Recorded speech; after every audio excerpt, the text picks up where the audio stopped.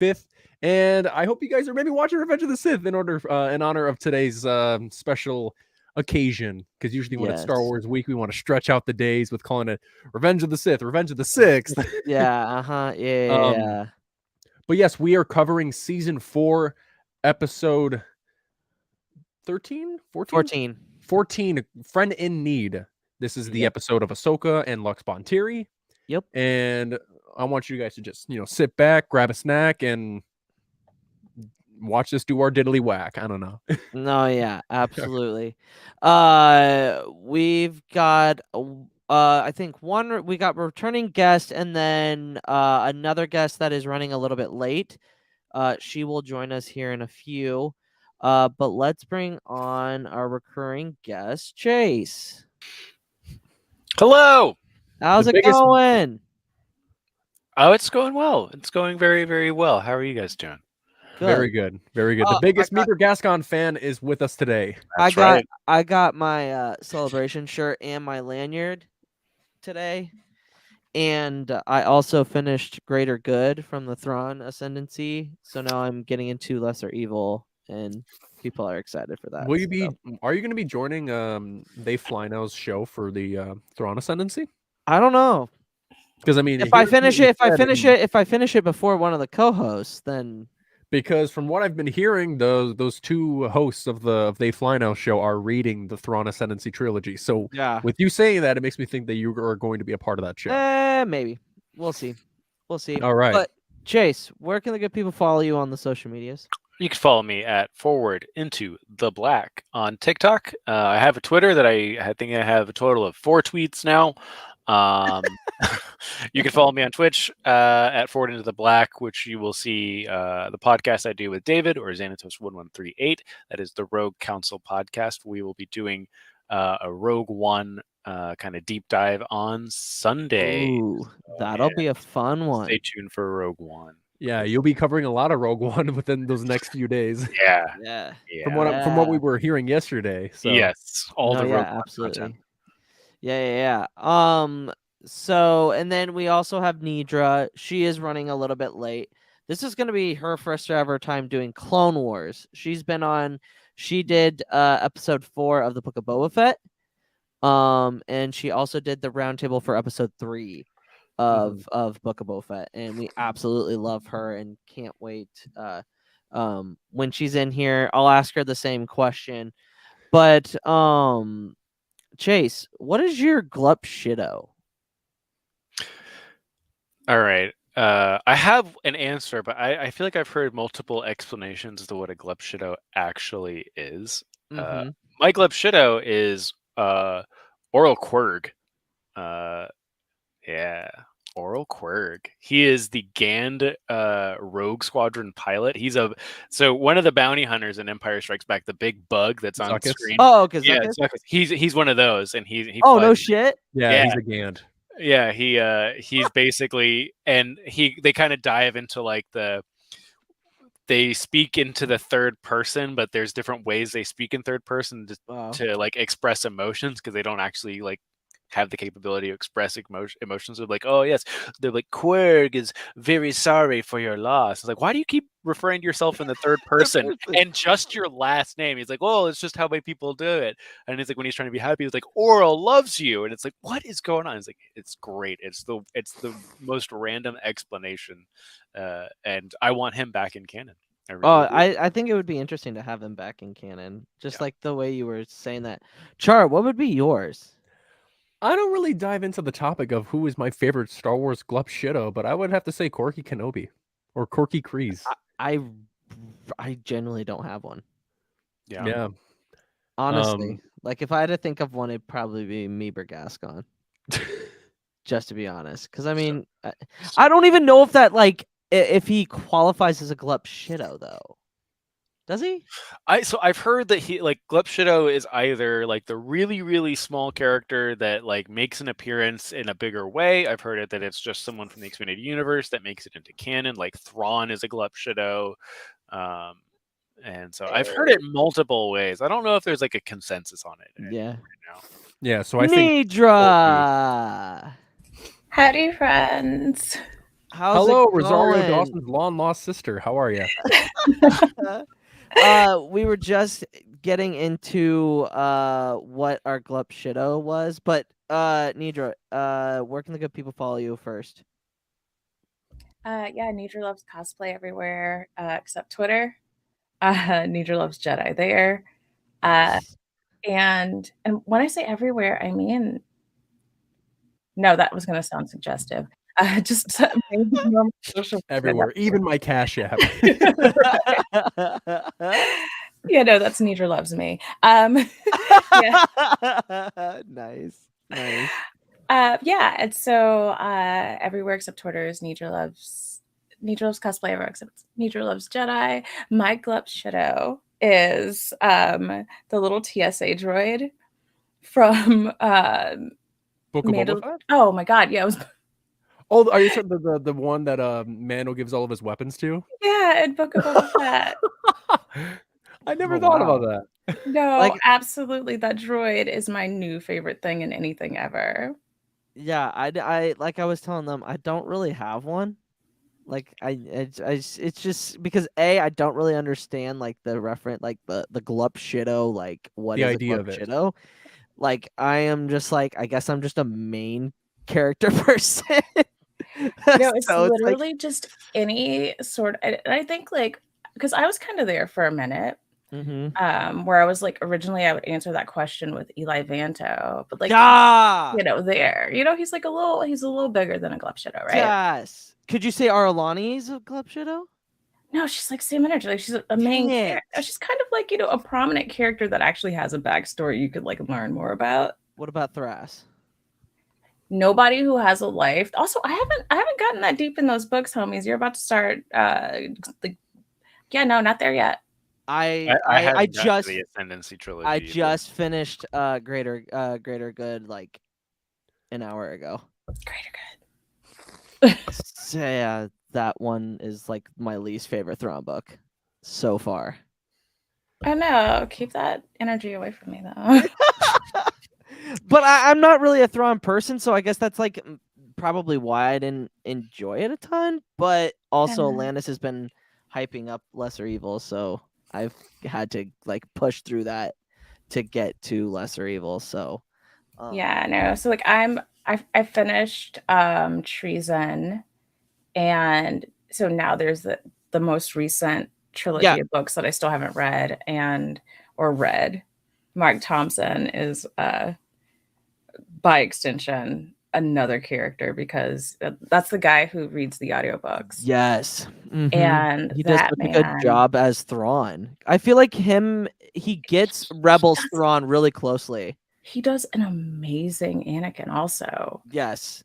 Like his Anakin is unreal. And so it like took that little chunk where Anakin and Thrawn were like he's trying to pronounce Mithran Naruto.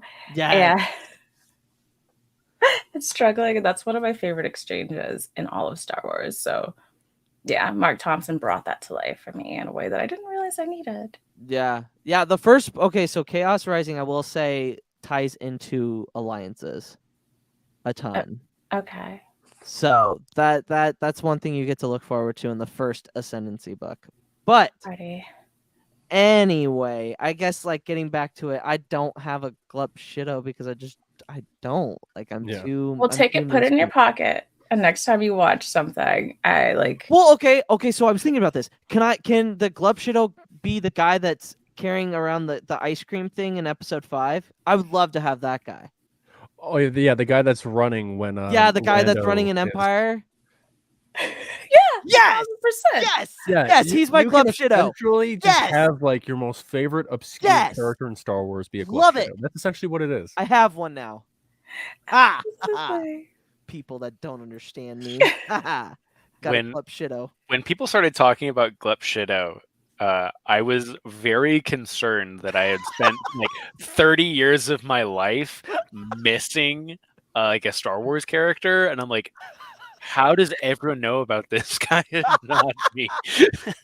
And then it's like, oh no, it came about in like 2020. I'm like, oh my god, that's such a relief. Yeah. Okay. And the very nature of him is that he exists and does not exist at the same time. But No, yeah, absolutely. Well, I'm glad that we accomplished one thing today with me finding my Glepshido. Very proud of myself here. We've accomplished a lot. let's give you a Char. service I Alright, could now- offer. Yes, exactly. Yeah, and now we got to accomplish something else, which is covering season 4, episode 14 of the Clone Wars, titled "Friend in Need." All right, Okay, Char, are you going to do it? And I am going to do it. Okay, are you okay? I'm going to do it again. Okay. All All right. Here we go. Nedra, if you are not familiar with what we're talking about, so last week, instead of reading the plot summary in Tom Kane's voice, I've been reading it in Gilbert Gottfried's voice. So, yeah, sit tight, enjoy, and try not to laugh, please. All right, ready? Two. All right, season 4, episode 14, Friend in Need. Are you ready? I hope it's a good impression. All right, you haven't heard it? I'll be judging. All right, ready? Divided by war! In an effort to end the galactic conflict, the first ever sanctioned meeting between the Republic and the Separatists will be held, and Mandalore is chosen as neutral ground for these precarious meetings. Tensions run high as many hold hope for these important negotiations.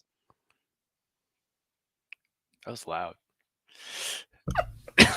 Idra's face the entire time. You told me not to laugh.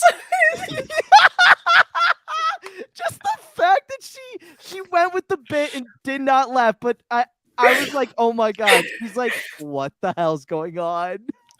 You could have laughed. You could laugh. I literally I was muted trying to, myself like, the just, like, be like, entire. yeah. I muted myself the entire time. I was dying laughing because of Nidra's reaction. She's like, I muted myself. I know, like I couldn't mute up my face if I laughed, and you said don't laugh. If you laughed, I'm sorry. I haven't been doing my job. God. Oh, Listen, Jesus. that's the kind of friend I am. I'm like, oh, you're like, don't laugh at this. All right, I got you, homie. No, laugh. I 'cause might it makes... swallow my own tonsils, but So Chase, Oh, you said that you would be the one to grade my my impression. How was it? B-. Oh. It's good. You passed. Dude, I will Jafar your ass. Because Iago, this parrot, is voiced by I've yours seen truly. the movie. Oh, Jesus. Nedra, what do you think of Guilford Godfrey? Or the Gilbert person Godfrey? or Char? Well, no, Char's version. Scary. Yes, it was honestly the passion, the energy, Lots of passion. the fire. The fact that he can't. He's doing the whole, like, he's generating the energy, doing the bit. the thrust that I'm needs to doing come the from best within. I can. Oh my god. All right. But I can't help but feel like this. It feels like a Tim Robinson bit where. It's so good. It's like, I have got the best Gilbert Godfrey Yes, and then in the tri-state area, yes, that's Char. That's definitely Char. and then he keeps asking for. But no, really, was it good? No, you could tell me if it wasn't good, and then Look, it ruins dinner for the rest of the night. Sure, you have the best Gilbert Godfrey impression on the podcast. That's not saying much because I can't do one. So there you go. That's a plus. Oh. Now I'm disappointed. All right. Anyway. All right. So we're going to be talking about episode 14 of season 4 of the Clone Wars. The theme of this episode is our allies are our strongest weapon. The moral of it is friendship shows us who we really are. So basically, this episode is Ahsoka helping out Lux Bonteri. Yes. So we used to go through the episodes through bits by bits, but now we wanted a little bit more conversational. So we're starting off with questions. This is going to be basically open forum. answer the question. Give us what your thoughts are. So the first question, Jar, take it away. So the first question for this episode is, how have Ahsoka and Lux both shown evolution of their character from the last time that we saw them? Along with them, how have the Separatists evolved as well? Because you see how the Separatists treat Lux at the very beginning of the episode, and you see how different Ahsoka and Lux have become since that episode where we meet Mina and Padme. So I'm just curious to hear what your answers are. Yeah. I'll give it to Nedra first. If you get it, looks like you wanted something to say. No, that's my face all the time. Okay. Always sitting on a thought, but that's fine. Yeah, no. Yes, and initially I just sort of read that question and I went, "Oh God, essay," and then I realized, no, like you don't have to give like an essay answer. This isn't pageantry. You could just sort of answer. Yeah, just give us your thoughts. Yeah, we know, Luke, you're live on YouTube. We understand. Well, I'm trying to get more. I'm trying to do the duty. All right. You said duty. I did say duty. I was gonna say it, but Anyway. Yeah, no. So essentially, my whole vibe on that was I think they kind of were for each other the face of the other side, the humanization of the other side, this sort of like faceless, nameless thing that you could point to as a villain and as like, this is the bad guy, this is, the problem. It became a little more complicated when they got to know each other. And I think seeing them interact in this particular episode, especially at the beginning, was definitely a big underline and highlight for that, because it definitely was something that was present in their first meeting, and like the way that they sort of both represented these sort of straw man versions of each other being put together and being like, hey, and then like they engaged with each other in a way that they made them sort of see the straw that they were built out of and melt away to reveal humans. No, yeah, that's absolutely true, because I mean, we start off with the episode. It's just like they're like Lux just shows up out of nowhere, and it's like, what the hell? And Ahsoka's like taken aback from the whole situation. But Chase, your thoughts?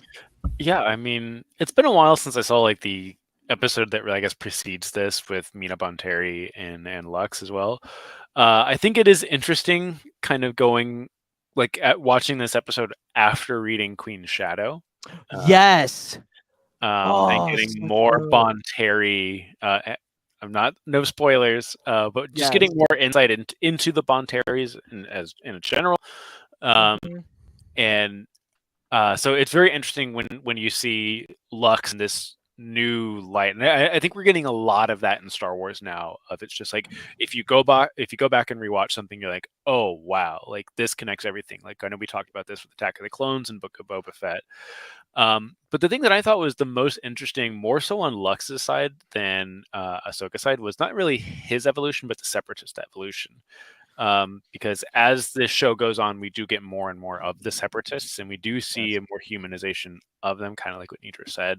But just how once Mina is removed from the picture, how quickly they cast aside Lux, as in like, had she still been alive, this would have gone completely differently, just for Lux in general.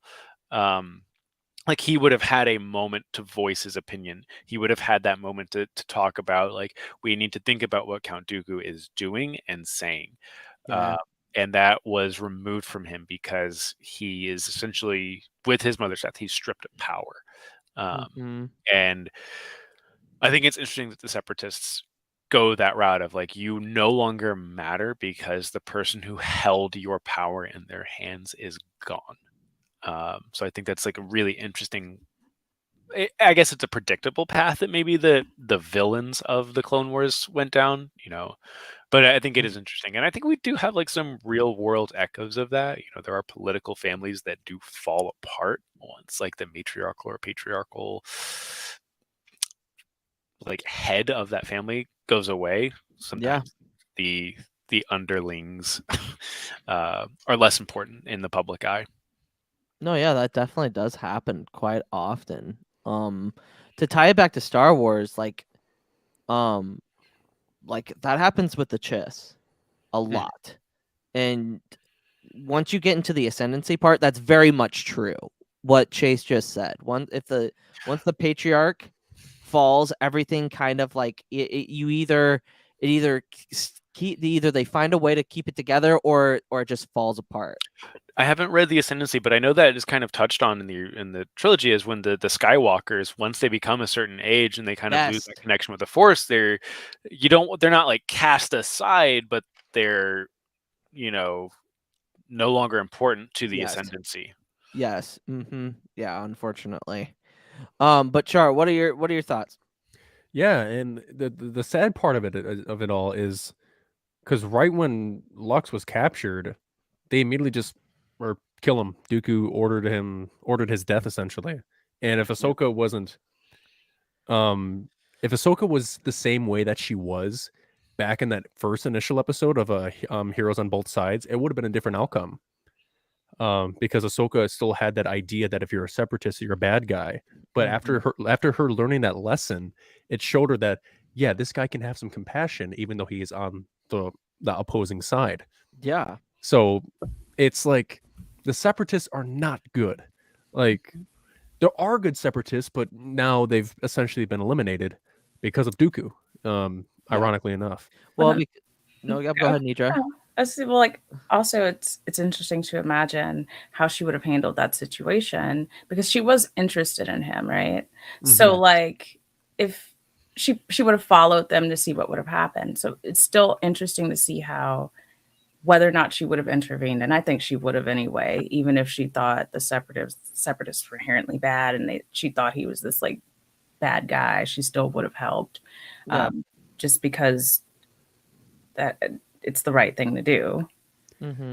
Yeah, I just think it's interesting that that immediately after Mina dies, like what Chase put it perfectly, like they just cast him aside, and it's like because Dooku is like we don't care about Mina Bonteri anymore. Like it's like she died for the cause, and now the cause is over. You know what I mean? Because he has this whole speech in that arc, that previous arc. He's like, the Republic killed Mina Bonteri, who had started the peace talks. But like after that, he doesn't say anything else about her after that. Because he doesn't have to. Yeah, and he absolutely doesn't have to, because he's like, you've played your part, now get off the board. I don't need you. He just capitalized on the sort of the ease of filling a power vacuum. And that's a recurring theme in like that was even a thing in the Book of Boba Fett. Power vacuums can create space for the least powerful in real life, but most powerful in terms of ability to move swiftly and deliberately. And he's the perfect example of that. He didn't have to say more about it because like all he had to do was plant the seed, and that seed could grow into all the doubt, just enough doubt that's needed to suddenly make the Republic the enemy. And just like what Boba Fett said in the show as well, power hates a vacuum. And so after Ahsoka rescues Lux is obviously frustrated with the Separatists, and he no longer aligns himself with them. And they immediately, they leave Mandalore, and Lux tells Ahsoka that he has a plan. But Ahsoka wants to bring him to Coruscant, and he doesn't think that's a good idea. So what happens is Lux stuns Ahsoka, lays her down, tricks R2 to thinking that she's asleep, and they go to Karlak. In Karlak, he rendezvous with the Death Watch. This is Bo-Katan, Pre Vizsla, a lot of the rogue Mandalorian, another rogue Mandalorian cult. And since we were talking about Mina Bontiri for so much, this is a perfect segue into the next question. Yeah. If Lux's mother was alive, do you think that she would support Lux's alignment with Death Watch? I would say in the context of the Clone Wars, no. In the context of Queen Shadow, yes. I Oh, I think okay. she shows herself to be a bit of a radical herself within Yes. the Republic. Mm-hmm. And as she moves away and radicalizes into the Separatist Alliance, I think she would have seen that. Again, this is only with that book's context. In the context of the Clone Wars, no. She was very much the peacekeeper. You know, she just wants the best for the Separatists, and she wants to make amends with her friend Padme. That is the Clone Wars arc, or her Clone Wars arc. In Queen Shadow, I think it's a little bit different, and I think her seeing that spark within her son, she might encourage it. Especially if she saw that, like, the war wasn't going at this point. The war is not going well, and it's not going well for the Separatists, and it's definitely not going well for the Republic. So I think she would have seen that in her. She would have seen herself and her son, and maybe probably not been like, "Yeah, go join Death Watch," but she, like, it's one of those things like, I know of a group, and maybe she would have given that push. Again, with that extra context. That's interesting. So I've never read Queen's Gambit, or whichever The Queen's trilogy, the Padme trilogy. whichever one of the books. Yeah, Shadow, Queen Peril, Shadow and is the Hope. first book, and then Okay. Peril, then Hope. Mm-hmm. Okay. Queen's, okay. So Queen's Gambit, you're referring to the show chess with Anya game. Joy Taylor. Or Anya Taylor-Joy. Yeah, it's one of my gifts. I guess that's proof. I don't know. But I absolutely gathered that context from the show, that it was more about it wasn't, she never seemed like she was idealistic or naively going into the decision that she was making with Padme. It was never necessarily about her as a person or Padme as a person. It was about her having realized that there's strength in alliances, and you sometimes need to humanize the other side, essentially what happens in the episode, until there's literally outside forces that make that a bad thing. Mm-hmm. And so it doesn't seem like that makes perfect sense, and it doesn't seem like it's too far from what we get in Clone Wars in regards to who she is. And with that, I think I don't necessarily think she would have felt great about him joining Death Watch because of how they generally operate. And Yeah. the fact that they've shown really no indications that they want to reach across the aisle, that they're interested in alliances at all, and that they're even cooperative. Yeah. And that was sort of the attitude that Ahsoka had about them, and she, more or less wasn't wrong at the time. And so that's the main reason I think Mina would be cautious about letting him try what he tried. And also, like, he didn't decide to try to, like, align himself with them. He chose to try to embed himself with them as a revenge plot. So that should give you all you need to know about, like, the way they operate and the way that he could ever end up aligning himself with them at that point. No, yeah, that makes a whole bunch of that makes sense. Like, and honestly, like, when I think of that question, like, Mina is very much like I don't think she would be very pleased with Lux's decision, because they are so radical. Because they like literally later on in the episode, like, Lux gets tricked into, like, thinking, they want the same thing I do. I mean, they do, but also look at their morals. They literally don't care. They burn down villages. They literally do whatever they want and have no remorse. And I feel like that's the biggest thing, is that if they would have had remorse and would have had morals, I think Mina would have been a little okay with it. But it's just the way the Death Watch really operates, like Nedra was saying, is where I think she would have the biggest issues. Yeah, I think it's the revenge aspect that she would have a problem with. No, yeah. Any other thoughts on that? Because I feel like that's like a very, very important part. Because I mean, looking at Lux's character, I mean, if his mother doesn't die, like that's a huge thing. Because she is a big part of the Separatist alliance, at least in the Separatist Senate. Yes, she's not making all the decisions on the battlefield. That's all Dooku and Grievous, and Ventress as well. But like she does the more like back behind stages of it. Yeah, I agree with that. But Yeah, we can go ahead and ask the next two questions. Gotcha. Okay. Had Ahsoka and Lux met on different terms, do you think that they'd still be friends? Or are they bonded by their mutual personalities and interests? Or are they bonded by their mutual trauma from fighting too young, like being involved in the war too young? Yes. Ooh. Interesting. Go.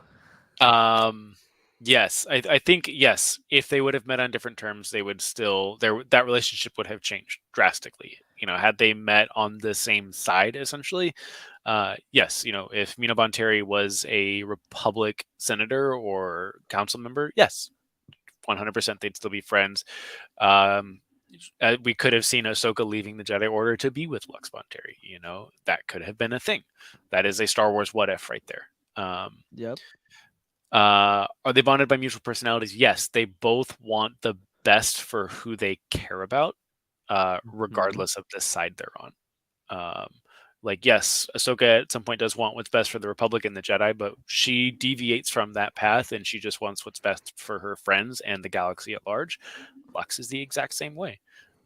He wants justice for his mother, and he wants the war to end, and he's through with it. And then the mutual trauma of fighting so young. Yes, Ahsoka did not get the chance to become, a Jedi scholar. She was thrown into the Clone Wars, as a child. And Lux was raised as the son of a very important politician in the midst of a war. He didn't get to see his mother doing great things for the planet that they're from or the neighboring planets. All he got to see was decisions on war and decisions on conquering and battles. That's all he got to see. Well, and also the trauma of his father dying.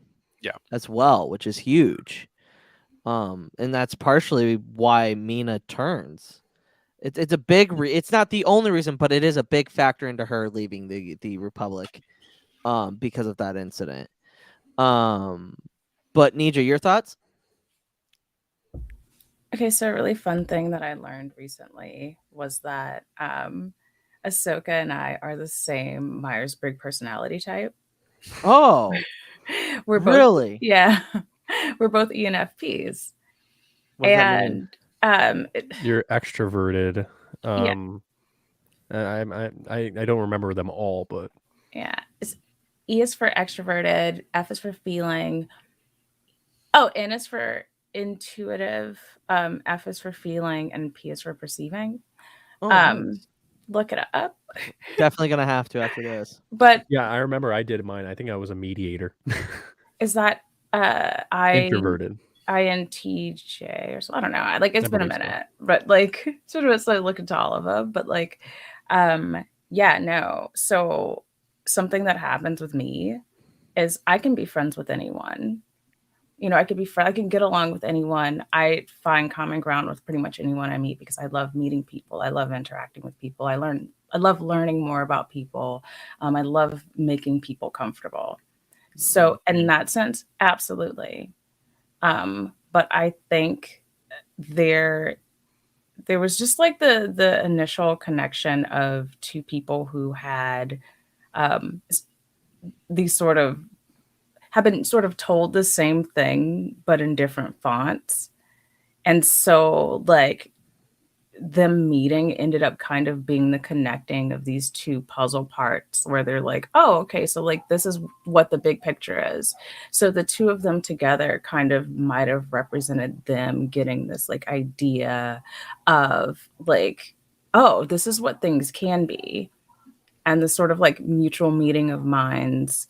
And so there's like that connection there. I don't know if it's so much that was like them being connected through mutual trauma, because at that point, kind of everyone Ahsoka interacted with had that sort of trauma to some degree. You know, Yeah. even the kids, she like the little kid in the elevator, or like on the train or whatever it was that she interacted with when she was on the run. Like there's just, you know, there's like all these little interactions she has with side characters that you sort of see the same sort of like, so obviously it's very different between the two of them. And I don't think she would have left the Jedi for him. I think what could have happened was that she would have found a way to make it work. Like, I think she, if allowed to persist in the Jedi Order, I think she could have found a lot of blind spots and dug them out. And like, kind of like, how does Kiadi-Mundi get to have wives for, you know, the reason of like his planet's needs or whatever? But like, what if he's attached to one of them and we just don't know? Like how are there these exceptions that are made for some people and not for others? And I've seen Anakin and Padme together, and I understand. I trust their love and their bond. And his issues have nothing to do with the fact that they're together. His issues have to do with the moment he was pried off that planet away from his mother. So what if we could traumatize people less? And that way they could be like devoted to the cause and focus on things and not fear attachments. We can learn this organically, but that fear of attachment came from somewhere that was not him meeting Padme. Anyway, there's my soapbox issue. So yeah, they could have been friends, but I don't know if it would have been a whole lot more than what it ended up being. Yeah, it was just sort of like the nature of things made it more intense than what it was, I think. No, yeah, because I mean, you do see that tension, and I mean, we also get the classic Bo-Katan slapping Ahsoka on the ass, so that's kind of funny. That's always a good one at the end. But like it's like to see how these two like connect with each other on like they do connect with each other on a level that is like very much close to Anakin and Padme in a way. Like when Lux instinctively grabs Ahsoka and kisses her, and she's just like, what are you doing? And then she realizes and goes with it. I think that's an interesting thing as well. I think the other thing about this episode is that you see a lot of character growth, and we don't see. This is the episode where you see very little of like the main three. Like you get to see Padme a little bit, you get to see Anakin a little bit, but there's no Obi-Wan. And I feel like these episodes that are just based on Ahsoka, like they grow her character tenfold, because I feel like sometimes she gets overshadowed by the other two. Is Anakin in this episode? He is a hologram. Oh. He calls her and she calls him, and he goes, you got to come back. Like, Padme told me what happened. You have to come back. Like, you have to come back to Coruscant. And then Lux, like, basically says, hey, take a nap. And then they get to Death Watch. And the other thing that I think is interesting. Go ahead, Nedra. In that moment, when Anakin, like, hollows in, yes, he's like, yeah, bring it home. And she's like, no, I'm bringing Lux Bonteri. Like, he needs to come to Coruscant. And Anakin's face immediately clocks. Like, he's like, he's like, I know what this is, but okay, yeah, just we'll talk about it when you get home. Yeah, he's like overprotective dad, but he just doesn't want to embarrass her in front of her friend. Yeah, I just want to make it weird. Yeah. No, yeah, because I feel like Ahsoka, isn't dumb either. Like, I think she's caught on to that relationship that Anakin and Padme have for sure. And I feel like that was hinted at a lot in Pursuit of Peace, especially when when Ahsoka's like, "Oh, well, you and Master Skywalker are really close," and then Padme just like, "Yeah, I guess," and then she's like, "Nah, dude, there's something there. Like, you can't just fool Ahsoka." It's the galaxy's worst kept secret. We all know that. Yeah, I feel like everybody knew. Like Yoda knew, Obi-Wan definitely knew. Obi-Wan knew. Well, I think the most tragic part about the Revenge of the Sith novelization, is that like Obi-Wan, when he's talking to Padme, goes, "I know I've known about this, and I've kept quiet because this makes him happy, and whatever makes Anakin happy, I'm okay with." And that's the part of Obi-Wan that I wish we would have gotten more in canon wise. And you see a little bit in season 7 when he has that interaction with Anakin where he's like, "Did you at least tell Padme I said hello?" Like, I feel like that's a little nugget that they gave us for that. But yeah, the other thing is the droids.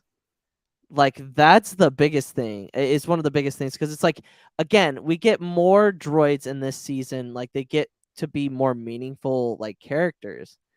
Because I mean, we show up at the camp and they're just target practice, and then obviously with R2, who is the biggest personality of a droid in the entire galaxy around, he just gives them the tools and they are instantly like killing machines.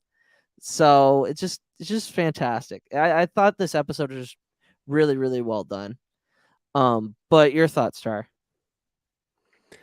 Yeah, I mean, like Ahsoka and Lux, how they met, it was because of the war. Very similar to what Chase was saying, how they met not just because of a war, but with them being on opposite sides, it created tension and misunderstanding between one another.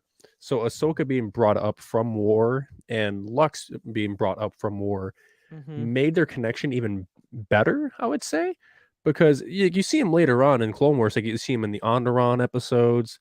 You see them, like, their bond gets so much stronger because of how evenly how similar they are and how they came up into where they are now. So Ahsoka being like this Jedi that is very similar to Anakin but doesn't follow like the same exact like principles that Anakin does. Yeah. And then you have Lux, who if Anakin and Lux were a thing, his mind would not change. Padme was brilliant to change her mind, be like, there are also good people on this side. And if that was Anakin would have not been swayed. Yeah. He would have been like, if you're a separatist, you are the enemy, 100%. He's already dealt with girl, maybe. I think if he was in Lux's position, and there was like a cute girl saying what Ahsoka was saying, yeah, he'd 1,000,000% like have his mind changed. Yeah. I can't remember if it's Attack of the Clones or Revenge of the Sith, where it basically says to Padme, "You're starting to sound like a separatist." Yeah, Revenge of the Sith. Episode 3. Yeah.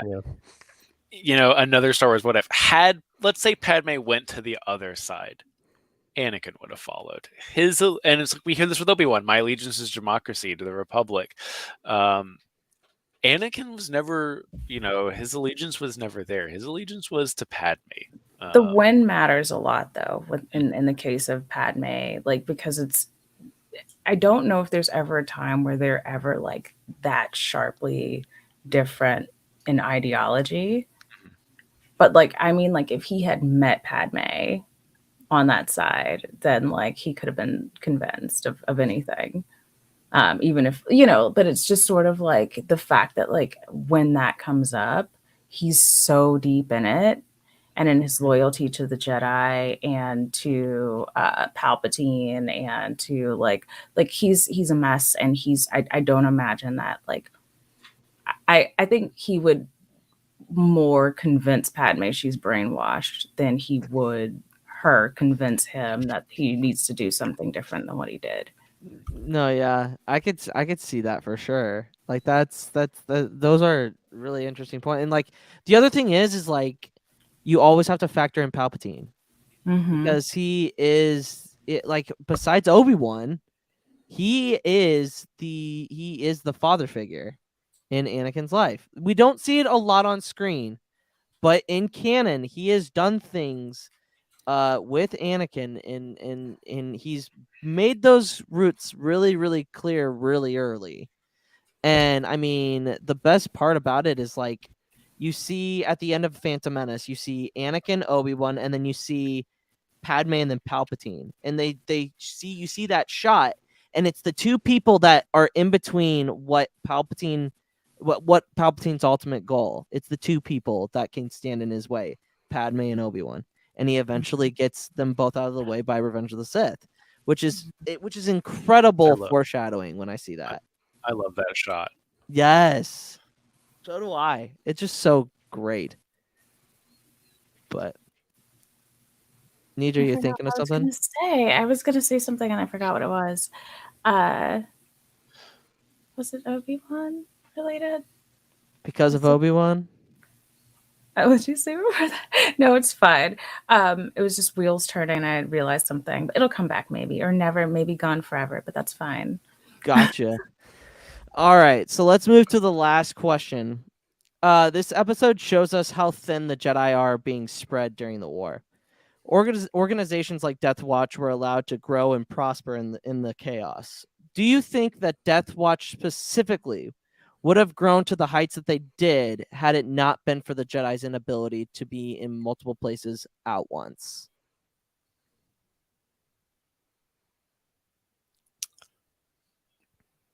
Nedra, I'll let you go first.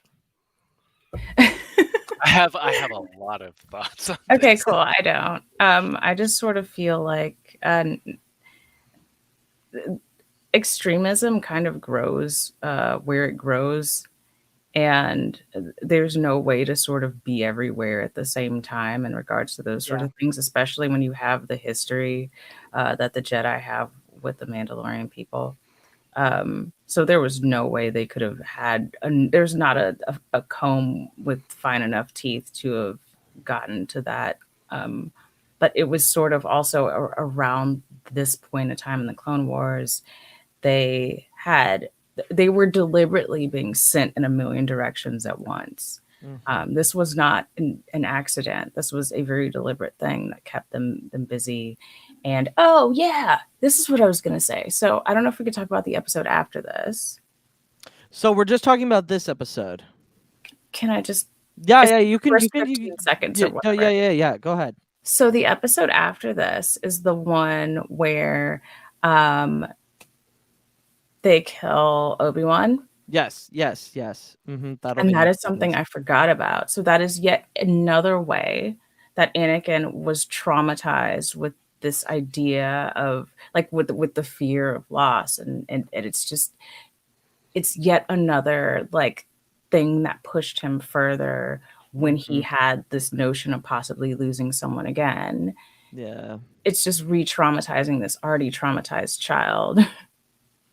By taking away his one father figure. And I feel like that's a big thing that's like not talked about enough. Like they broke this kid. Yeah.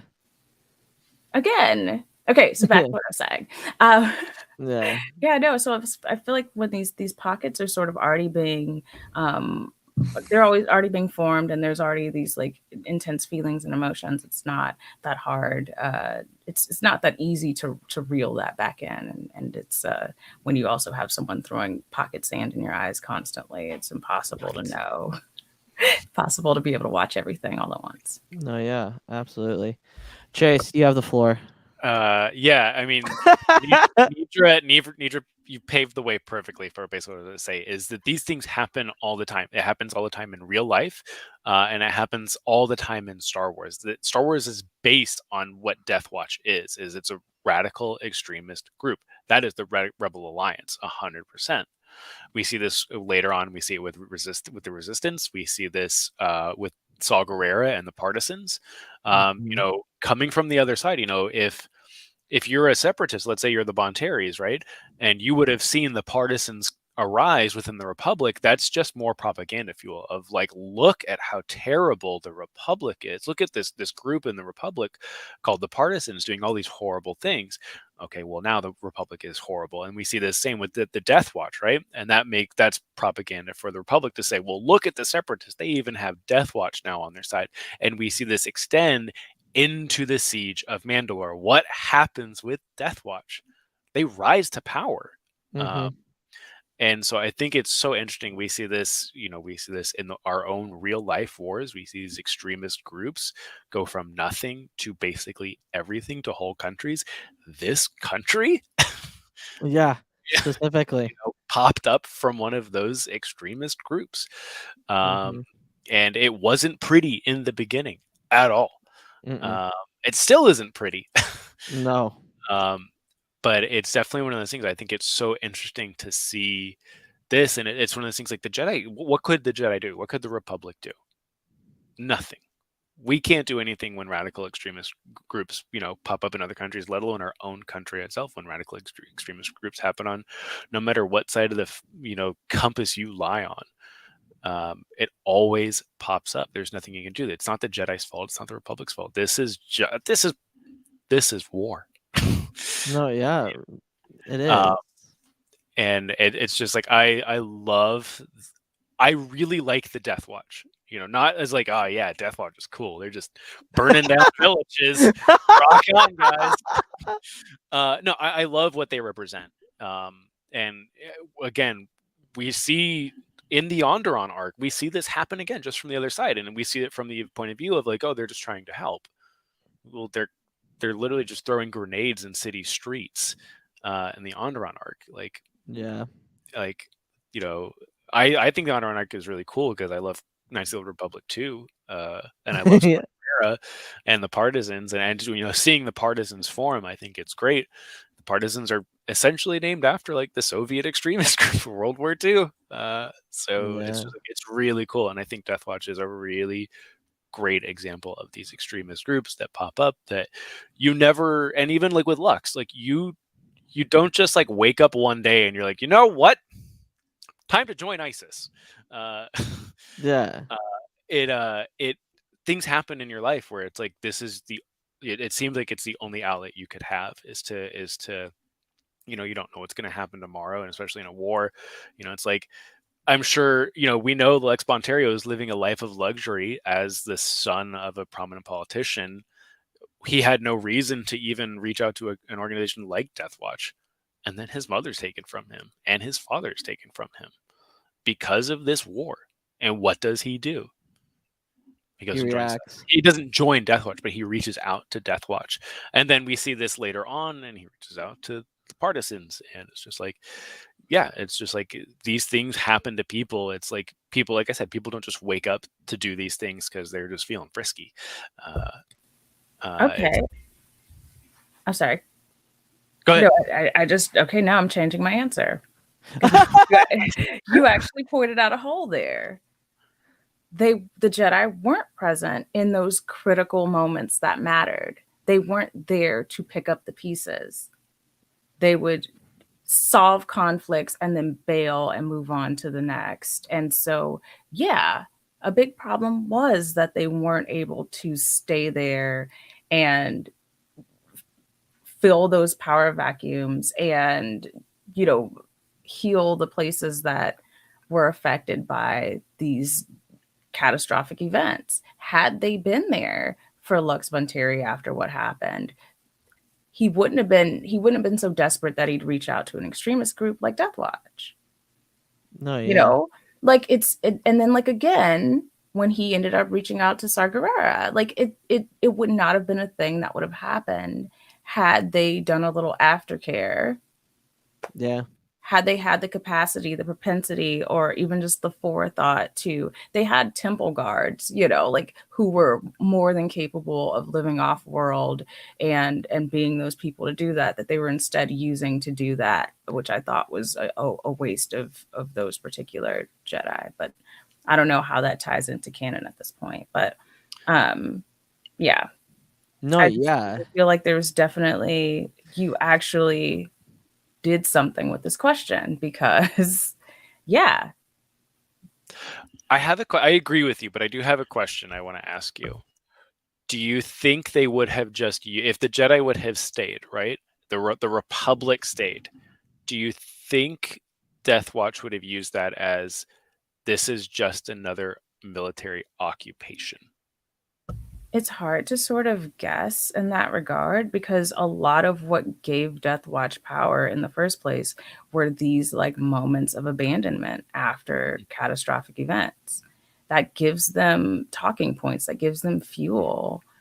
So it's really hard to say, like, would there be any appeal in that group if their needs were being met? No, yeah, that makes a ton. Like, absolutely. Like when Alanis was writing this question, because it came out of my head, but she wrote it down, because I'm not articulate enough, and like the whole thing is like, so the Jedi they aren't present, and Yoda even talks about it in Rebels. We were brought into a war that we should never have joined. And that's the biggest thing, is that their whole thing was to keep the peace, and this war showed that their inability to even do that. So had they arrived in their original intended capacity, they literally could have been the people there after these events.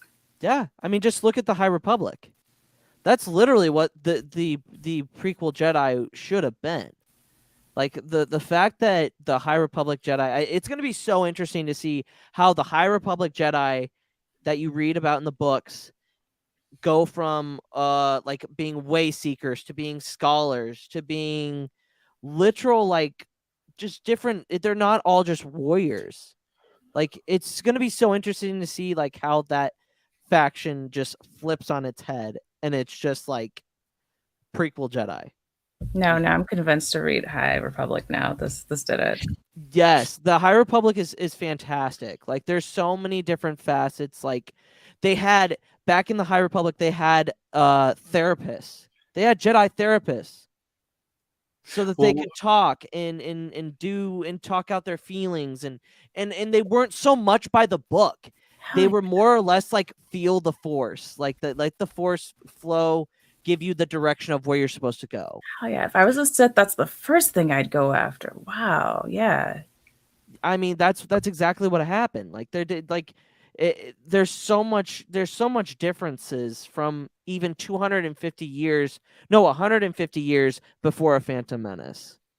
That's the craziest thing, is that there's so much that happens in that short span of time that radicalizes not radicalizes, but just changes the viewpoint of the Jedi at that point to what they believe in the prequels. And we're not going to be getting that in this phase. So phase 1 is 150 years.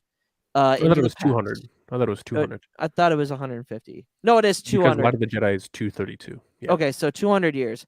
And then they go back. So this phase that they just wrapped up is 200 some odd years before Phantom Menace. Now they're pulling a typical Star Wars move, and they're going another 150 years into the past for phase 2.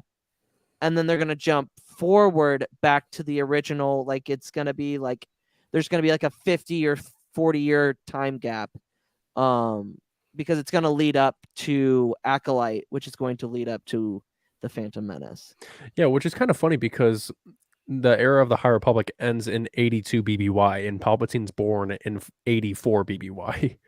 So, well, so, okay. So do we know that that's because I thought Qui-Gon technically. No, go ahead. Does that mean we're going to get Plagueis?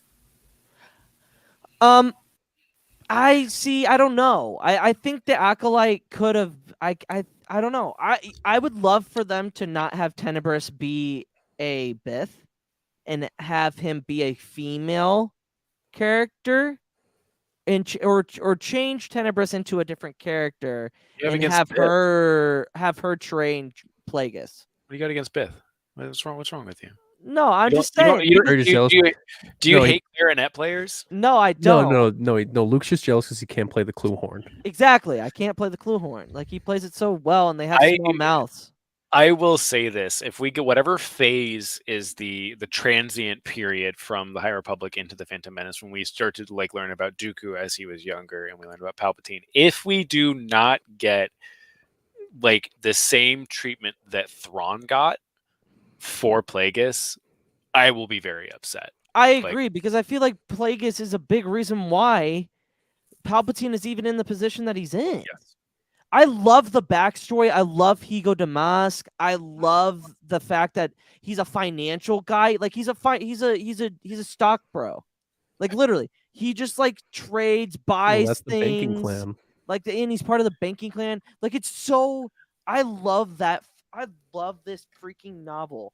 I love it so much that it's right here when I'm talking about it. I want That's- Lucino to be extended the same grace that Timothy Zahn was granted. I agree because he does.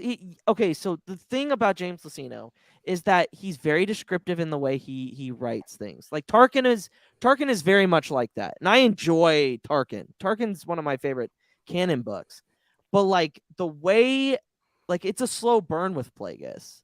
Like it's not like gonna hit you right away. It's like it gradually just builds the plot, and I mean. Literally, he sets him up to literally rule the entire galaxy. If it weren't for Plagueis, Palpatine wouldn't have gotten to where he was at all.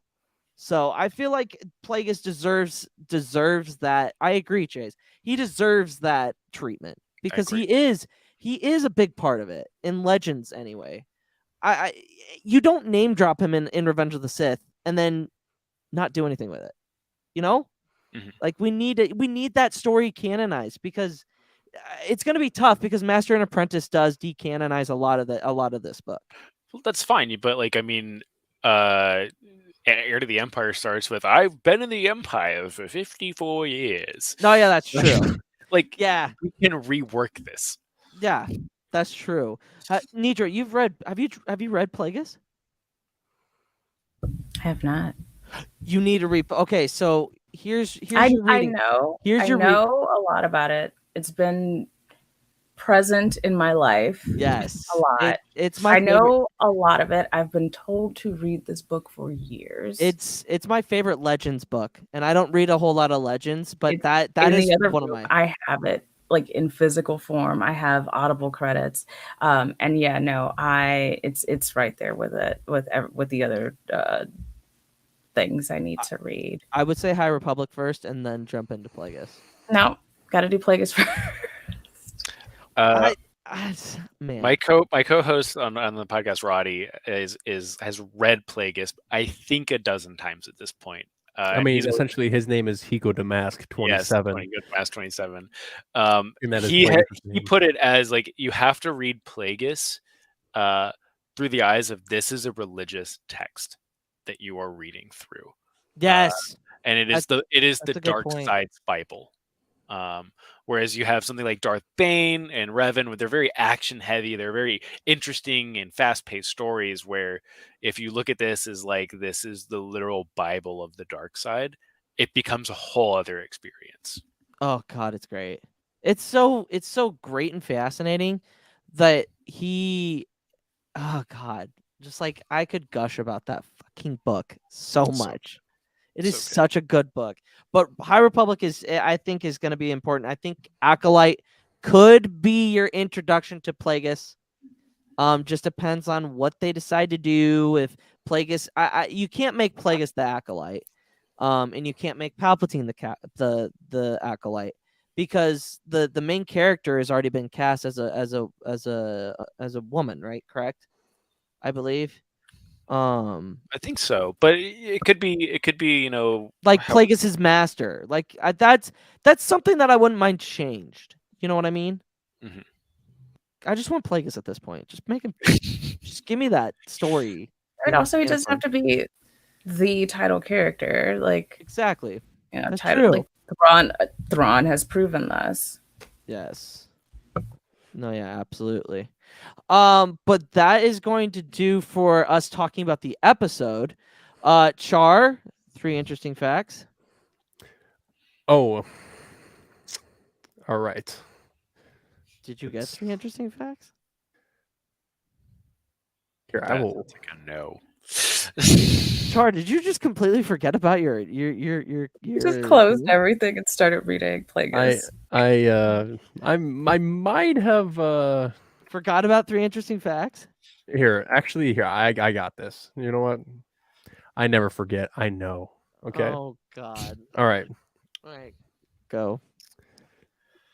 So, Luke, screw you. You did forget about it. Literally see No. the light of the screen opening I up. love this. I love the fact that you forgot. That's okay. Maybe we just go away with that and we just have you do Gilbert Godfrey summary reads. For the rest Nah, of the time. I got this. Okay, ready? Okay.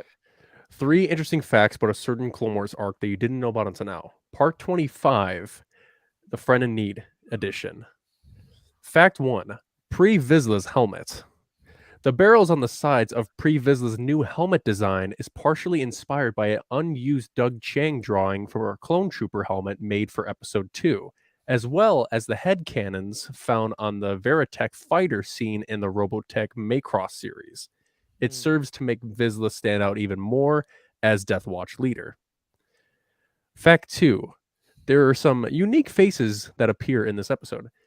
In the very first draft of the script, the alien village was to be made up of yak face aliens, or Yarkorians. Some species of concept art bear the name Yarkoran, but the story and the role of the villagers underwent significant revisions. When they were turned into much more sympathetic and relatable characters, the villagers were turned into the Ming-Po people.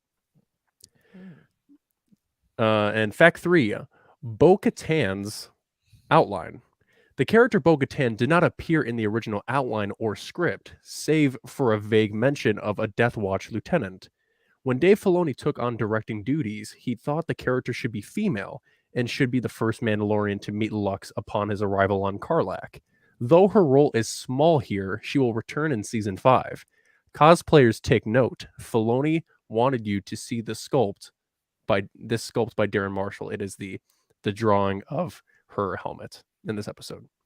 And there you have it. Those are the 3 interesting facts about Friend in Need. He pulled that straight out of his ass. That was a Damn right. slick recovery. That That was pretty You good. get You it. only need is A like a plus good for 20 that recovery. seconds. And it's All right. thank God this was a singular episode. Yeah, so yeah. Oh, yeah. You'd be screwed. I'd be in a poster for way too long. Yeah. No, Nedra, you've been in the chat. You know how this goes, right? Yeah. Where we rank the episode. Nedra, so you being your first time on screen for the Clone Wars rewatch, if I'm not mistaken. What is your ranking of this episode? Youngling ass. No, I'm kidding. I'm gonna say I'm gonna say Jedi Master. With a seat on the council. I love You how are you, giving the I love rank how of that was master? the replacement for cherry on top. That's awesome. That's Like awesome. I think it's a really good episode. I don't know. I just don't like to give everything like highest praise. Okay. I don't know. I'm not a tough critic, but like, it's You have to work great for it. You have to Yeah. work for it. Yeah, it's no B Squad, so Yeah, no, it's definitely it's good. There you go. I don't know. No, it's a great episode. I guess my only I don't know. I just don't want to crown it because I feel like you have to be sparing with your grandmaster rankings. You can't just give it out to everything that I don't know what a grandmaster is yet. Is what I mean. So I think the grandmasters we've had so far is the Mortis. Padme arc, which involved that Padme. Mina Bonteri episode. Yeah. There was Mortis. There was Heroes and also Umbara. Umbara. Yes. I believe also Zygeria. Our last arc was grandmasters. So it's all arcs. Yep, so I'm all here for arcs. an episode. Yes. Yeah. So you can't really give it. Yeah, I feel that. Yeah, I think we've only had 3 grandmasters. And they're all arcs. 3. No, 4. No, 4. 4 Yeah, Yeah, grandmasters. Umbara, Mortis, Zygeria. Padme arc, and Zygeria. Yeah. So they're all arcs. Yep. Usually, we don't have a lot of one-off episodes like this very Yeah, often so anymore. like, yeah, it's fit. See how I already understood the assignment without understanding that I understood the assignment. Yeah, you So got it. You got it. so yeah, you get a little bit more room to flesh out a story when you have the gift of an arc. Yes. But this was a rock solid episode. So in terms of as a one-off episode, it is definitely like it's like a 4 out of 5 as an episode. Okay. Telling a story overall, doing the thing that an arc would do. It doesn't scratch all those itches, and so it gets a Jedi Master. Awesome. Almost Jay, like age, right? Like if you there were you go. older, you could. Yeah, cool. I got you. No, I got you. Chase. I'm gonna go with Jedi Master as well. I do really enjoy this episode, but I will go a little bit in the opposite direction. I'd say it's a Jedi Knight who just became a Jedi Master, so he hasn't quite gotten his seat on the council yet. But yeah, I like this episode a lot. It's one of two. The other episode that I was on last time with Jar Jar. Were you on for pretending- Jar Jar? I Oh, yeah, was on that's the- right. Yes, you were. Yeah, he was That's on for right. the Boss Leone. Yeah, Yeah, Boss Boss Leone. Leone arc. These two episodes, I think, were the first two episodes, like standalone episodes, that I was like, yeah, this was a good episode all in itself. Because I think in the prior seasons we hadn't really gotten Single good episodes. good standalone episodes yet. And I think the Jar Jar one for me was the first really good one, and this one is also really good. I think kind of diving deeper into Death Watch compared to the Satine arc Mhm. previously, it's very interesting, and we kind of just see just more separatists, like, as people, and not just like the Dooku crew. Yeah, So yeah, I like this episode a lot, and it's really good. the Dooku squad. We should make T-shirts. Like, just have Dooku here. Have Dooku in the middle, Ventress on the left, and Wat Tambor. Dooku. yeah, the Dooku crew. Dooku crew. Yes, I like it. yes. Good job, Nedra. We're gonna trademark that. We're gonna Yeah, trademark that. We're gonna make some Dooku money. shirts for celebration. So- Celebration. Yes. Char, your ranking? I'm gonna have to give this one a Jedi Knight because yes, it is a good standalone episode, but I feel like R2 doesn't get enough praise in this episode. Yes. Oh yeah, yeah. Please No. reassemble us. Oh Please my God. reassemble us. So yeah, Yeah, because he was the reason Remember? why Ahsoka and Lux were able to escape. there's like more for. I'm never going to actually be able to complete this video like essay because I keep getting more material like this. Mhm. Like, it's yet another thing about R2's absolute importance in this entire. Like, he is the center of everything. He is Mhm. the center of everything. It's the main I'm- character of Star I'm gonna Wars. have Pepe Sylvia realness happening all over my walls in a minute. Yeah. It's getting worse with every day because I'm seeing Right. more and more evidence that maybe this is calculated. Maybe this is something that everyone realizes that Mhm. touches a Star Wars property. Maybe this is all a plan. Yeah. Maybe. Maybe. I think you're very right. I think Lucasfilm from its inception until today has been like, R2 has to be the single most important character of Yeah. this franchise, Absolutely. next to Meeber Gascon. Shut up. Meeber, do not put Meeber Gascon in R2 in the same category. No, that's Well, they're not not, acceptable. because, like, Meeber is way higher. No, how dare you, sir? How dare you? Yeah. He So I was, would- he was definitely a higher rank than R2 in the D Squad. Roll my eyes. I would Char. give this episode a Jedi Knight just because of the fact that it is a good episode, but I think all it does is sets up the future of Ahsoka and Lux's relationship and Death Watch. Yeah. I would have to say I'm gonna go with R2 guess. I think I'm gonna say Jedi Master. Because there is a lot of depth that we see from Ahsoka again. I just really, really enjoy diving deep into her standalone episodes. Because I love the progression of her character. Because as everybody knows about Ahsoka, everybody hated her in the movie. Everybody hated her in the first couple of seasons. But I love seeing her development as a character.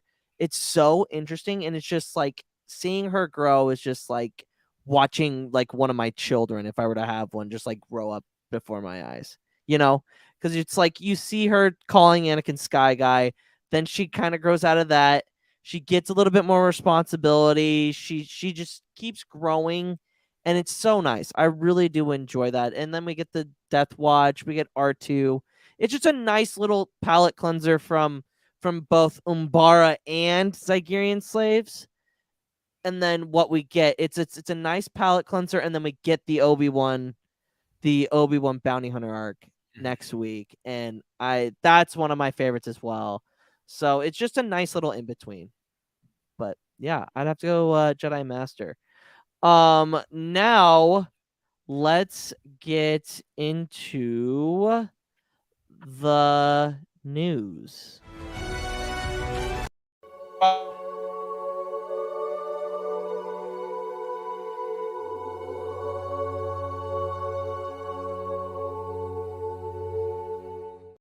Dumb brain.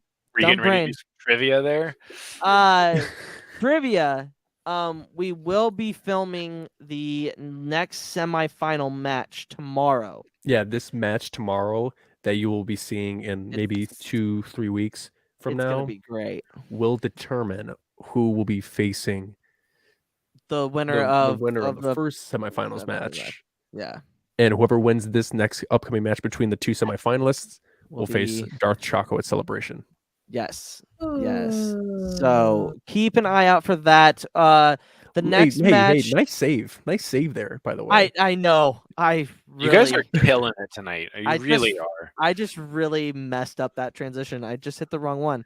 I think Luke and I are just like amazing at improvising. I guess. Think so. Improv is in our future.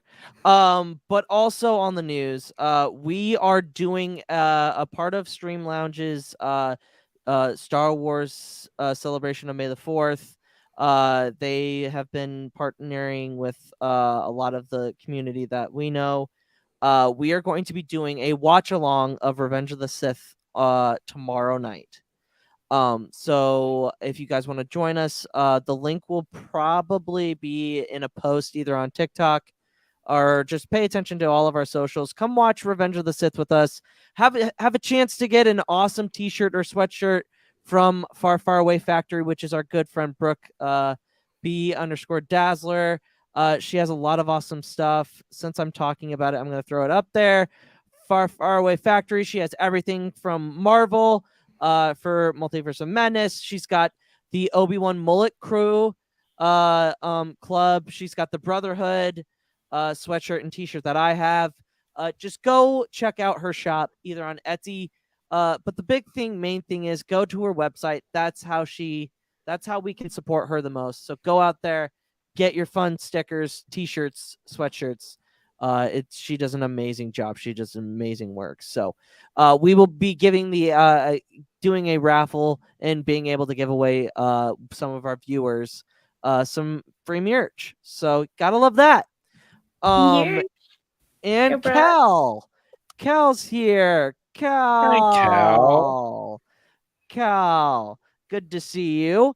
But that will be tomorrow night around 7. It'll be 8 p.m. Eastern Standard Time. So if you guys want to come hang out with us and talk about Revenge of the Sith and it'll be 9 Eastern Standard Time. You haven't seen that one yet. Yeah, so because we got the episode to record at 7 Central. So. That's right. So 9 p.m. Eastern Standard Time. In me showing people that Anakin did make all these decisions on his own, you know? Like, come on. Yeah, Luke, I haven't seen it. Is that movie any good? I think it's one of my favorites. Jar Jar heads really will appreciate this one. It's gonna be a deep dive. This is the one with Jar Jar, right? Yeah. Well, Jar Jar is not a big part of this. So it can't be that good. I mean, it's all up for interpretation. But speaking of May the 4th, what did everybody do yesterday? Anything big happen? I know all of us did something at we the all same time. did the same thing, Luke. No, I mean, Like, wait, Outside did you of it, do of any course. outside of our little community? Is there a or here's a better question: what is something that you love to do on May the 4th? Is there like a specific thing? Like you watch a specific Star Wars movie? Do you watch like a specific arc? Like, what's a fun little memory that you've had with May the 4th? Nedra, I'll let you go. I'm noticing a pattern here. Yeah, no. My job has a Star Wars channel on our Slack, and Nice. I didn't realize until yesterday when it was too late that we have an office. So this year was an opportunity to be annoying in person, and I didn't take it. But Dang it! Next year you will.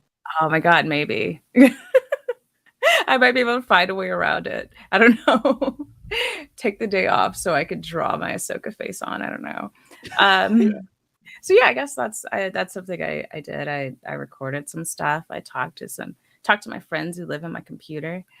Yeah, Yes. and we're part of that. Yes. What if I told you I meant you, buddy? Oh, that's so nice. What if I meant this group and Oh, some others that are lovely? yeah. Absolutely. But hey, soon all those people will come out of your computer, and you'll meet them in real life. Oh, I can't wait. It's And gonna I be so. won't be able to turn my camera off. I can't turn it off. It won't turn off. No, but Chase, what did you do yesterday to celebrate? My mom texted me Happy Star Wars Day. My sister texted me, "May the 4th be with you," with a laughing face, Yeah, and I told her, so there's a chance we could get another me crying at a Kenobi trailer today. Very likely. Stay tuned. It didn't happen. I mean, the trailer did happen, but the crying face didn't happen. I feel like that was more like my reaction to the first trailer was like being caught off guard that it was coming. Yeah. Yep. That's what got me with the first trailer. Shout out to my mom who follows me on TikTok. Yeah. Yeah. Couldn't be me. Ugh. Family following you. You know, they already know that you're a nerd. So I mean, that's my philosophy. I They already know who I am. I have thirst traps.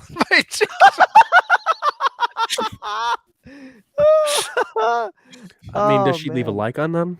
Yeah, does she leave a comment? No comment. Like show some support? Like no comment, you don't want to talk about it, or does she leave a No, she skips those. Well, that's thankfully. Good. She definitely watches some of these podcasts. So hi, Mom. Awesome. Heck yeah, Chase's mom. Thanks for watching. Appreciate it. Shout out to Carter's mom too, you know. We love Jill. Oh, they fly now. Cartoon-D2.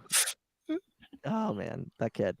No, but Char, what did you do yesterday that was special to celebrate the day?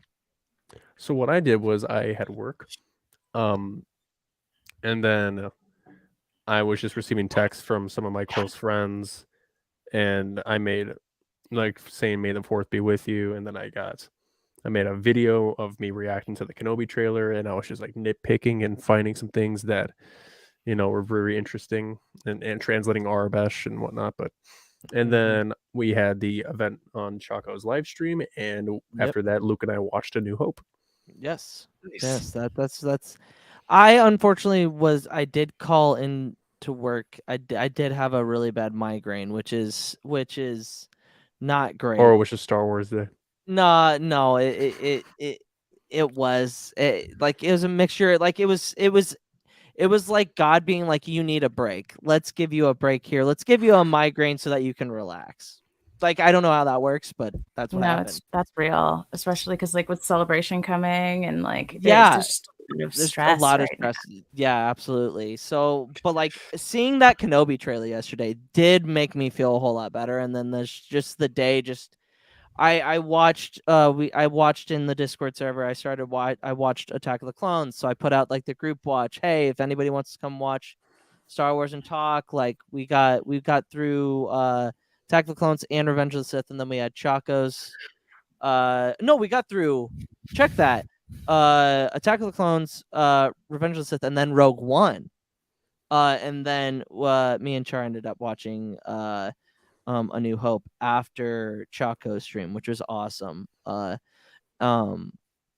yeah, that's what I did. But I really, really enjoy Star Wars Day because it's like it's a big event to people that enjoy, and we get to celebrate the saga that is that sometimes makes up a lot more of our personality than we like to admit.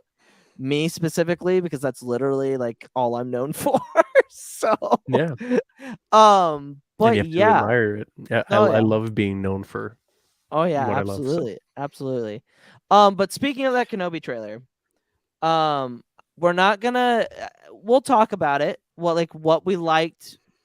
I don't really want to get into like theories and stuff like that because I feel like that's territory where everybody already knows my theories, so I don't really want to talk about it anyway. But what were your guys' overall thoughts on the trailer? I Man. liked it. I really liked it. I think what this trailer did was it helped maintain that excitement. It was like you said, it wasn't that like I'm caught off guard. Oh my god, it's the Obi-Wan Kenobi trailer. Oh my god, it's Duel of the Fates. I have to pause this video now. But it was this like, all right, this like it was like almost like the reality was setting in. Like, oh, this is happening. Like this is coming. Yeah, And I agree. Yeah, I said it last night. Those spaceships look so freaking cool.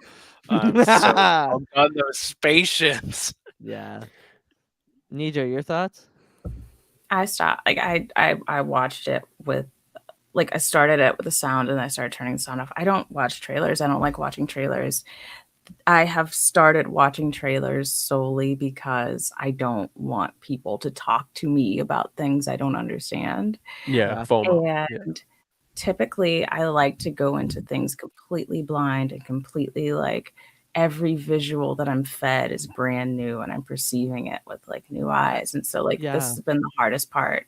It's like having to like watch this stuff so I don't have it kind of taken from me by people who tend to just be like, yeah, so did you know, like, and I think that's like a luxury you kind of give up once you start creating content in a certain space. So you owe it almost like as a responsibility as a person in the community that's talking about stuff in the community that you have to engage with this. So you just, I've been willing to sacrifice that little bit of like it was kind of goofy anyway in regards to something like a TV show where they have full liberty to just delete things.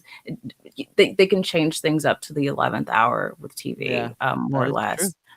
And so it's beautiful. I'm just also still just not ready for the field trip that this is going to be. It's gonna be a gut punch like every episode. It's going to be, and I like the fact that they are using Vader very smart. They're not giving away a lot. Seeing the arm and then the chest plate, like how the chest plate goes into like Anakin's body. I because that never was explained. Like I always just thought it was on there. Like it never came off for some reason. I don't know. So like seeing that was like, oh wow, that's interesting. So, you know what I just thought of? No, yeah. The introduction of the mods in the Book of Boba Fett. Oh. Could have been an introduction, just sort of like an audience, like a sort of like getting our beak wet, our feet wet, getting us generally accustomed to the notion of body mods being something that's present in the Star Wars universe. So it's not this jarring thing that suddenly people are being revived or saved from the brink of something, and or like, like Vader's whole process, like all of this seems a little more palatable to TV audiences rather than all of a sudden like, oh cool, this person almost died, like it gives it justification. The surgeon was one of my favorite characters in Book of Boba Fett. Yeah, Thundercat. I love Were you on? Yes, that was episode 4. Yeah. You're like Thundercat. That looks like Thundercat. No, I made a joke like, Yes! okay, Thundercat. No, Right, you should have yeah. started with that. Yeah, that was so funny. But I'm kind of like at this point, I don't need any more TV spots. I don't need any more footage. Just let that simmer. Let it simmer. Yeah, we're fine. The teaser yeah. came out 2 months ago. Yeah, the teaser came And out 2 months now ago. we're- I cried like a baby back bitch. And like now I watched the second one and I was more excited. I was more composed. I don't need anything else anymore. I don't need to see anything more. I'm like Nedra at this point. I want to see these things on screen for the first time. I want to see Vader walk into a fucking room and demand that room with a whole bunch of Inquisitors and just say something. I don't want to see anything more. What they have given me so far, that's it. Tied up in a bow. I don't care. Just don't oversell Vader. Just if you use him sparingly. I want yeah, that's coming from the same guy that wants a Vader show. Well, if you saw, he was manhandling a Zabrak in the trailer. That's so I not mean, sad. Wait, time doesn't work that way. What do you think of Reva? Why would you think I think Reva anything of McEntire? her? Yeah, why would you think what particularly would I think? No, hold on. Well, because she's essentially like the main antagonist of the show. I don't know anything about her yet. And I think that's why it's wild to me that people are saying things and having opinions about this character. She looks cool as heck. She looks powerful and she looks like she could be very good at her job. I don't know if there's opinions to have beyond that, and it's really weird that there are people throwing tantrums about this character knowing absolutely nothing about them. She looks like a complete badass. I love her. I love it. Nedra, I do love a good trailer, but I share the same energy of like, look, all I know is her name is Reva McEntire, and and she's a single mom who works 2 jobs. She's a country singer by day and an Inquisitor by night. But no, I am the same. My life has exponentially gotten better by just being like, oh, I am aware of this thing that is coming out, and when it is out, I will experience this thing in its entirety. And I always enjoy that thing 1,000 times more than the times I've like dug deep into the nitpicking of like every little piece of teaser media, whether it's a picture or a trailer or stuff like that. I'm like, it never. Batman's forehead. Batman's forehead. No, that man's forehead. I forgot it. The Grand Inquisitor. His forehead. Yeah. Like he went from a 5 head to a 4 head. It's fine. Yeah. It's just like, come on, y'all. Like, I agree. Glow up. That's what I think it is. It's so dumb that people complain about the minor things. It's minor details. Like when we get that large that wide shot of him coming towards the camera, and he's got that badass freaking cape on. Like I don't understand. Like capes make people so much fucking cooler, in my opinion. Have you seen The Incredibles? Yeah, that's the issue. It's like it's just I don't know. But I'm really, obviously everybody that's been on this channel knows how excited I am. I think I have a theory on who Reva is. Is it Reva or Reva? And Reva McEntire. Holy cow! I think it's Reva. Oh, because of Revan without the N. Because I love that. I love that because it sticks to the fanboys. Like, haha, we took the name. Well, that's exactly what you want to avoid. No, I don't want to. I want to avoid that. I would rather not, set flames upon fanboy toes for no reason. Let me true. Things. Damn. Yeah, I think I have a theory that Reva is Seer Junda's sister. Seer and Reva. I don't know. Seer Junda, who's that? Have you played Fallen Order? Oh no. Oh. Have any of you played Fallen Order? Seers. What? Okay. That's interesting. I won't. I do have a theory on who I think will show up in the Kenobi series, but I will save it. We'll save it. I'll bow out while you guys talk about that if you'd like. Yeah, I have a No, theory no, that no, Reva no. is Seer's sister. No. We will talk about that at, off stream. The fanboys would be like, "Oh, that's Mace Windu's daughter." No, God, I hate that. God, Yeah, I exactly. hate that See, with Luke, a fucking you passion. don't want to cater the fanboys, okay? God, I hate that. Yeah. It has to be Mace but- Windu. Has to be. No, No, it doesn't. It doesn't have to be Mace Windu. God. because he's alive, right? Yeah. Oh, Okay, Jesus. Don't even. I mean, listen. That's Nedra?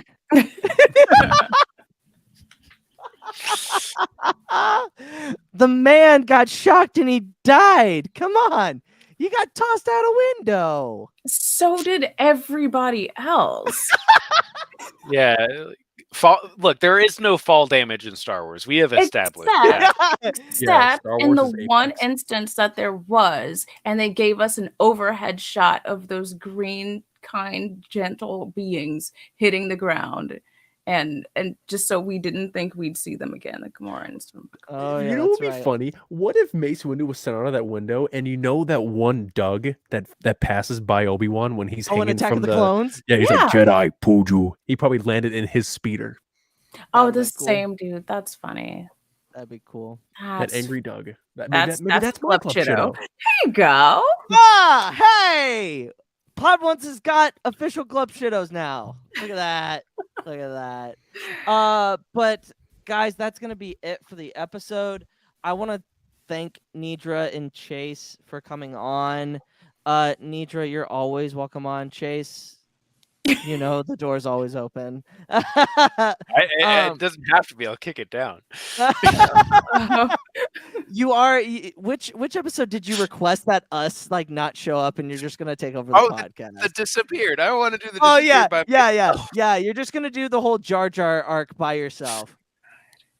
It's You're gonna like, be "Hi, fantastic. I am Chase, aka Forward into the Black. I'm going to be covering this episode on the Pod Ones podcast by myself. The Pod Ones, I got rid of them. This is Yes, my time to show. shine." This is my show now. I'll do it. Don't think I won't do it. It'll be your longest episode. Yeah. 3.5 hours of just straight Mace Windu and Jar Jar. Yeah. Part 1. This is the horniest Clone Wars arc. God. It had to be Jar Jar too, didn't it? Yes.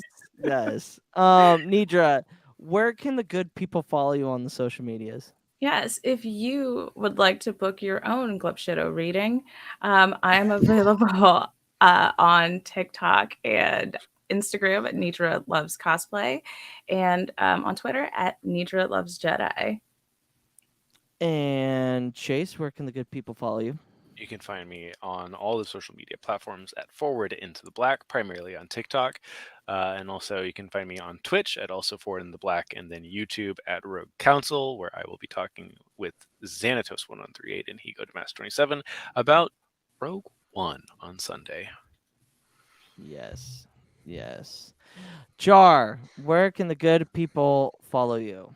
Good people, you can find me on TikTok at CharCharJ, as seen right here, and you can find me here every Thursday night at the Pod Ones podcast as we cover our Clone Wars rewatch. Next week's arc will be covering the Obi-Wan undercover arc. As Nedra mentioned earlier, it'll be a very fun arc to cover. Yeah, I think that's going to be another Grandmaster, in my opinion. That Maybe. one's up there for me. Maybe. You can follow me at the Pod Ones Podcast, the Pod Ones Pod on Instagram, Pod Ones Podcast on Twitter, and then I just said the TikTok. I forgot to say TikTok, the Pod Ones Podcast. Like, comment, subscribe. We would appreciate it. It helps us grow. Go check out that our trailer reaction for Kenobi. It's really good. And also go out and check out the trivia matches that we have released so far. If you want to build, we've got 2 potential for next time's tournament. We like to grab guests and just have them do trivia. You're just like, no, I'm not doing this. No, my strong suit is reading between the lines, not actually reading the lines. Thank you. We'll just have a category of mixed bag. Might be her best category. Iron Squadron. Yes. Yeah, when do we get the essay portion of the trivia? We'll have to workshop that. But Yes.